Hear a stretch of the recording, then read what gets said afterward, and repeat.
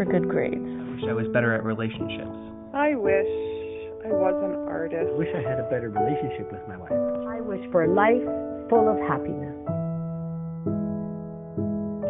I wish I may. I wish I might have the wish. I wish tonight.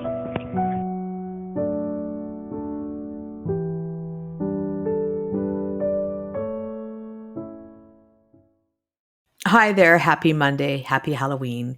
Please find below the links for all of the different ways you can reach out and contact me. Let me know what it is that you would love for me to maybe talk about.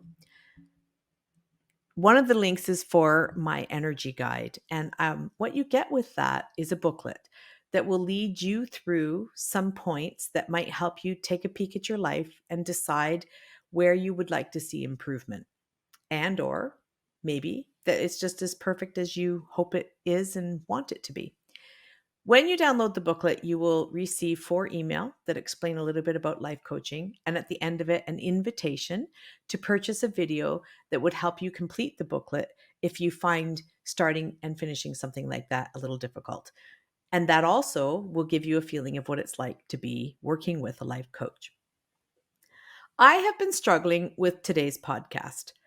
I decided to do podcasts so that I could get known and that I could get myself a business built doing life coaching. I don't know about you, but when I look at people who do things like what I'm trying to do, podcasting, I assume that they have this all figured out. And I decided that today I'm going to share vulnerabilities and help you understand that a good chunk of what I do comes from living my own life and having the ability to have empathy and compassion, and have taken some studies to know how to turn around and help you.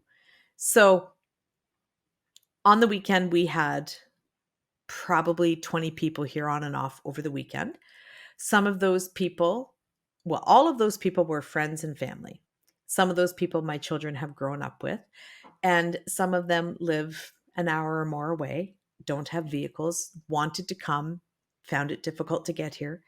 And the whole group of people that we hung around with on the weekend made it possible by picking people up and dropping people off and going out of their way so that all of these people could gather here on the weekend and have a good time. We had air mattresses out and people all had a place to be. And the connection, I think, was something that was enjoyed by all. I get up this morning and I'm thinking, what do I have? What do I want to share with people on my podcast today?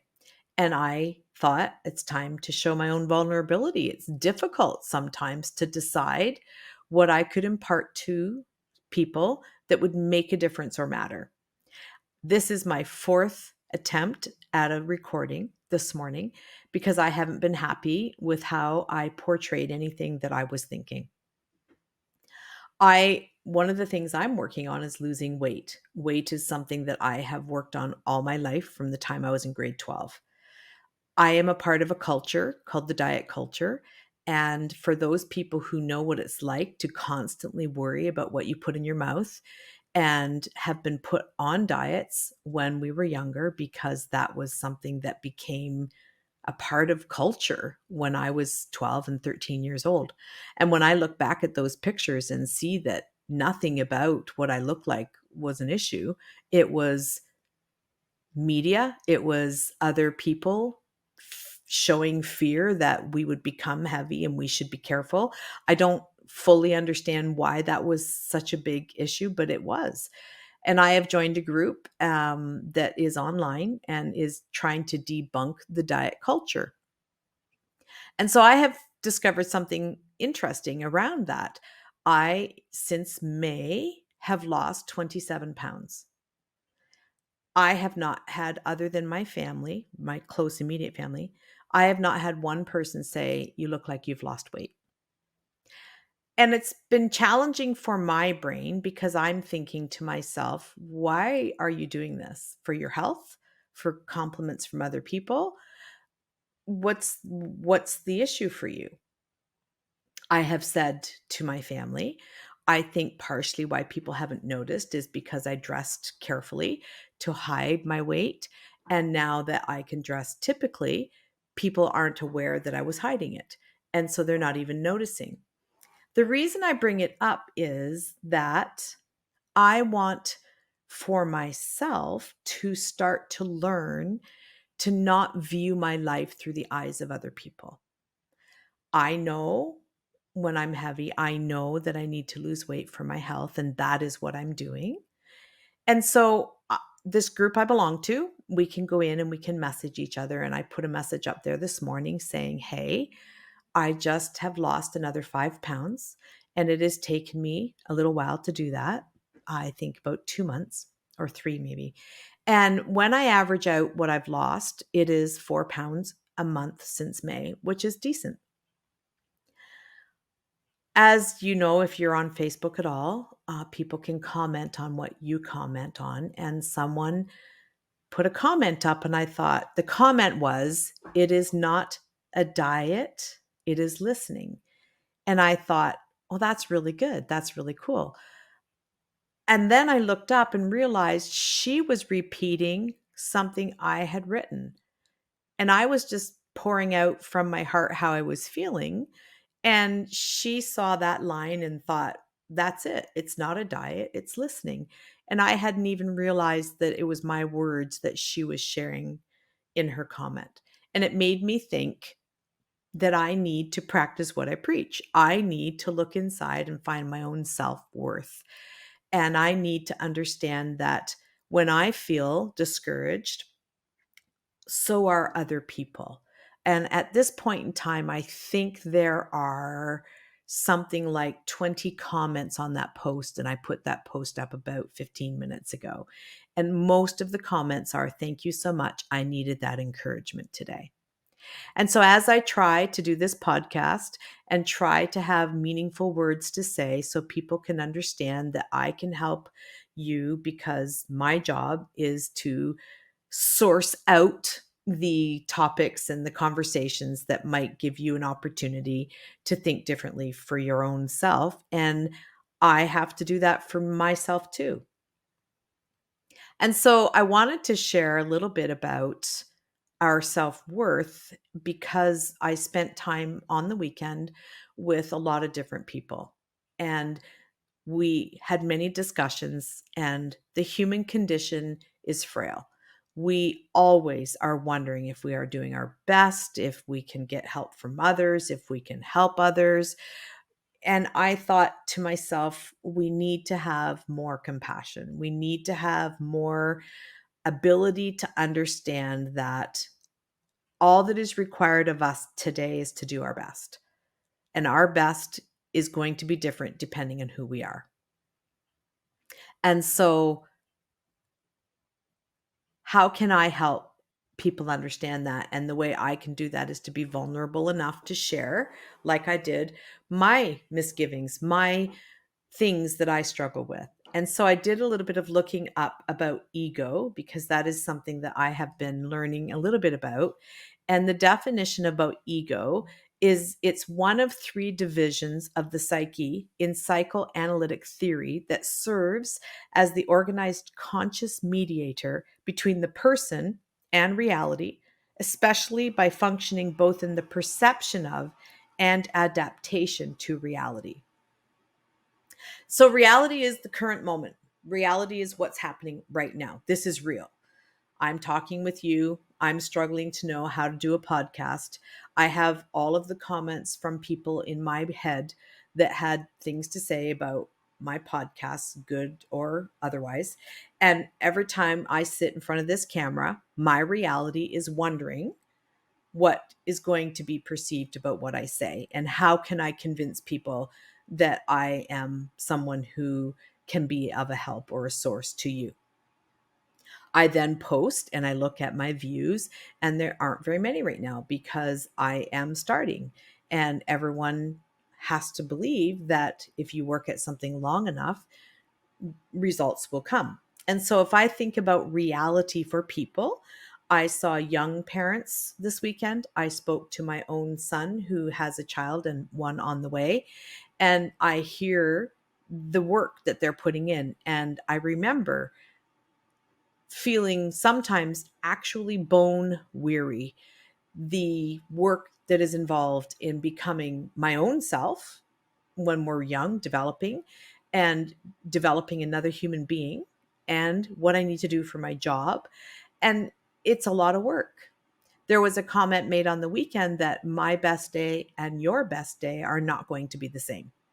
And yet we spend so much time comparing ourselves to the people around us. And I wanted to give permission today for people to believe in your own reality, that where you are today is where you are today, and that you will do your very best to make your best decision. And if you make your best decision today, it will look after tomorrow. It's when we don't make our best decisions that sometimes life gets complicated. So the next word I looked up was, what is our psyche? And our psyche is our human soul, our spirit, or our mind. I think it can be all three, but it is that part of us that is deeper than others see. It's what goes through our mind affects how we feel. What our spirit is affects how we feel. And our human soul, I think we often see that as the part of us that no one else sees. So then when I decided, so the definition is the mental or psychological structure of a person, especially as a motive force. So then I looked up that. I understood that it meant motion and what force creates motion. And that is, in fact, what it is, the force or forces that cause something to move. And the best life that we can live is one that moves forward. Sometimes it's okay to stop and rest.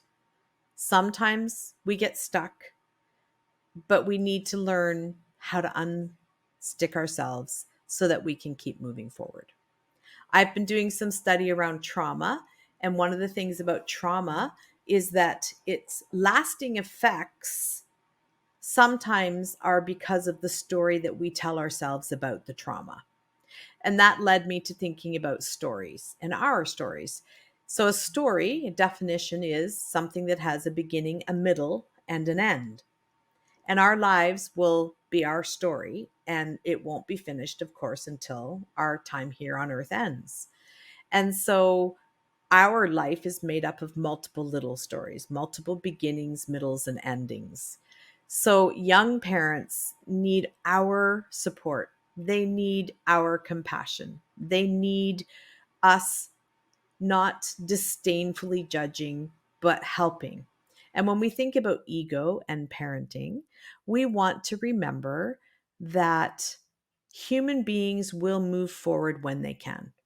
And if we feel like our lives are stuck or our children are stuck, there is a reason for that. And we need to see if we can step out of our own ego and see what we can do to help that person move forward.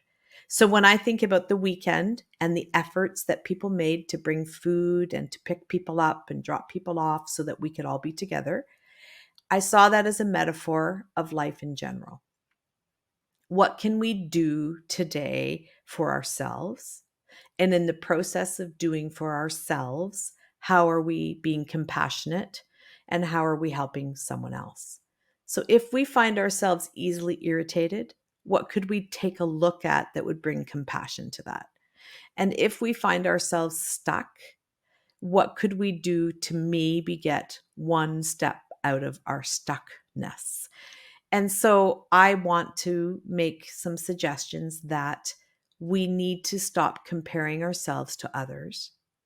And we also need to not share our judgments with others without compassion. And if we could start with those little things that are big, but they're small in the sense that my example that comes to mind is I'm walking down the street and I see a piece of paper and I might grumble, oh my goodness, who would throw that there? Why not put it in the garbage? But pick it up and put it in the garbage yourself and know that you've done something good. And Maybe it ended up there by accident. Maybe it wasn't even aware it slipped out of someone's bag. And so if we can learn to have just a slight difference in our positivity towards the things that irritate us, rather than trying to assume that everyone else should try to be more positive without our own contribution, we could maybe have something different that would help us in our lives and make us a little more unstuck. As much as I enjoy discussions, I also want to provide a service to people who would like more. If you want to do more than listen, get in touch with me with the links in the description. You can also email me through hello@beyondwishfulthinking.ca. And I'd like to give you content you enjoy, so please leave a review wherever you're listening to this podcast. If you're watching through my YouTube channel, leave your comments below. If you want more of Beyond Wishful Thinking podcasts, make sure to subscribe for free on Apple Podcasts, Spotify, and wherever you are listening right now.